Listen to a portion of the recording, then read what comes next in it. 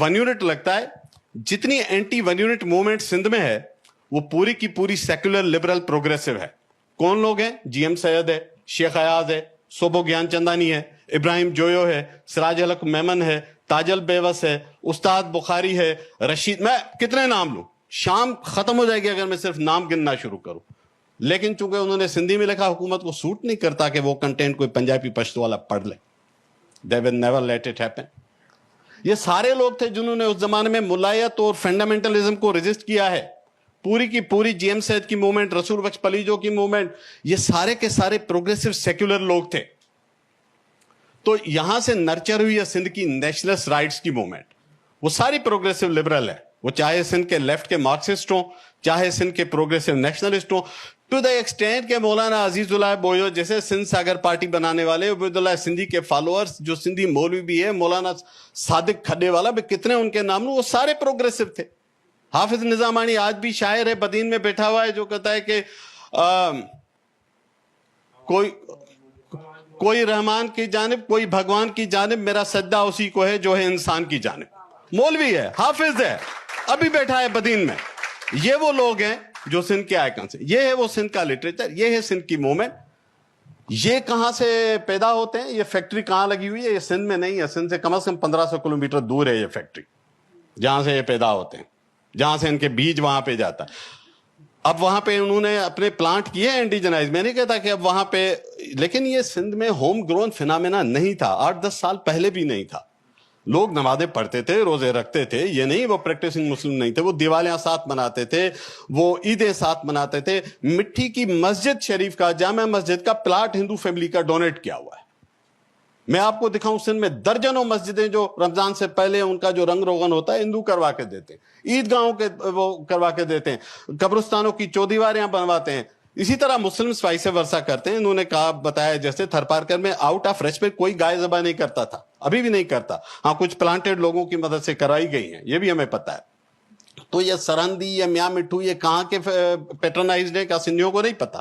کیا سندھ کے لوگوں کو نہیں پتا یہ کہاں موجود ہو کے اگلی صفوں میں بیٹھتے ہیں؟ کون ہیں یہ لوگ؟ سیاسی کارکن لاٹھی رکھتا ہے, اگلے دن غائب ہو جاتا ہے, اس کی لاش نہیں ملتی 2-2 سال تک. اور یہ جناب کورٹوں کے باہر آتے ہیں, دن آتے ہیں, 20-20 ویگوز میں آتے ہیں, کلاشن کوفز لے آتے ہیں, قانون ہاتھ نہیں لگاتا. کیوں بھائی؟ کہاں سے آئے ہیں یہ لوگ؟ کس نے پالا ہے ان کو؟ یہ ہے وہ پیٹرنائزڈ اسٹرکچر جس کی بات کر رہی تھی اور آئلیہ ٹھیک کہتی ہے. یہ آج کی اسٹیٹ ساتھ تھوڑی کھڑی ہے, اسٹیٹ نے نہ صرف ساتھ کھڑی ہے, اسٹیٹ نے بنایا ہے, پالا ہے ان کو. اس کی وجہ سے یہ اتنے پاورفل ہو گئے, ورنہ سندھ کے لوگ ان کو راستوں پہ گھسیٹیں. اتنی طاقت ہے سندھ کے اندر. ایک کرمنل گینگ ہے جو کہ قتل کر کے نعرے مارتا ہے, ہیڈ منی رکھ رہے ہیں. یہ 21ویں صدی میں اس ملک کی, آپ کو احساس ہے یہ دنیا بھر میں new York Times, Washington Times میں جب یہ پوسٹ میں خبریں چھپیں گی, اس ملک کی کیا عزت رہے گی کہ ایک بندہ کھڑا ہے اسٹیٹ پہ عمر کوٹ کے چوراہے پہ سر عام ہیڈ منی رکھ رہا ہے. اس ملک میں نیشنل ایکشن پلان بنا ہوا ہے, اس ملک میں آپریشن ارب الغضب چلتا ہے, پتہ نہیں کتنے آپریشن چلتے ہیں.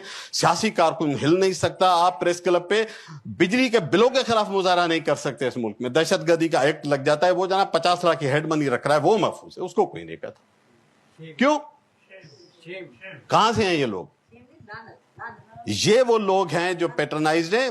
ان کو آپ ان کی دست شفقت اٹھا لیں, یہاں والے جو یہاں سے ان کو دست شفقت فراہم کرتے ہیں. ان کی کوئی اونرشپ نہیں ہے, ان کی کوئی ریسپیکٹ نہیں ہے. سندھ تمام مذاہب کو ریسپیکٹ کرتا ہے. سندھ کا جو سیکولر مزاج ہے وہ تمام مذاہب کی عزت میں ہے.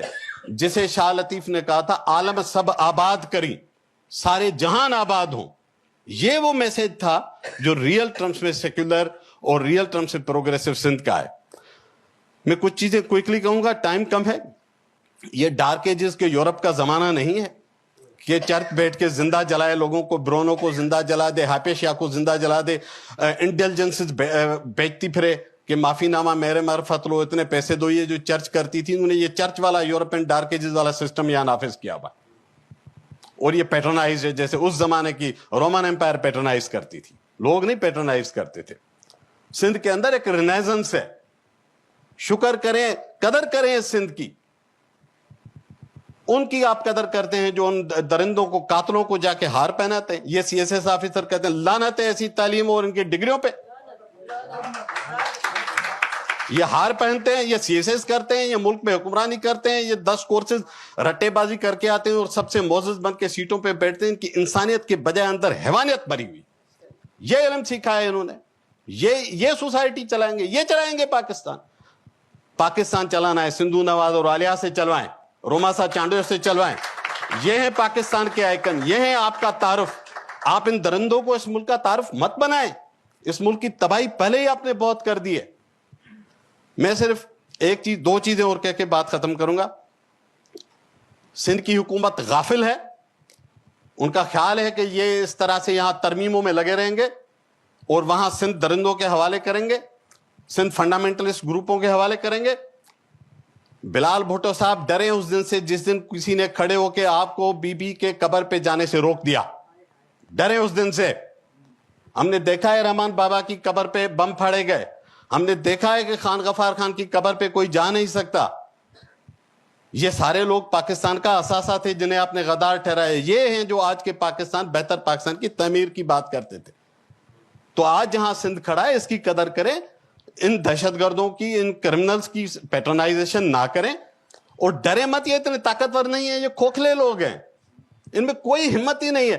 بھائی روماسا چانڈیو اور عالیہ اور یہ تو سب گرفتاریاں دے رہے تھے. وہ مولوی بڑی پگڑی پہن کے سرحدی چوہے کی طرح چھپا ہوا ہے, جا کے دینا گرفتاری. کیوں نہیں دیتا؟ اس پہ قتل کا کیس ہے. اس کو تو باندھنے نہیں آتے. تم جاؤ نا, گرفتاری دو نا, کرو نا قانون کی پاسداری. یہ لڑکیاں دیتی ہیں گرفتاری. جامی چانڈیو دیتا ہے, سیف سمیجو دیتا ہے. اور اس دن 10-15 لوگ نہیں تھے. آپ وہ فوٹیجز پورے دیکھیں گے, ہزاروں لوگ تھے, پورے سندھ سے آئے تھے. انہوں نے خوف کی دیواریں توڑ دی.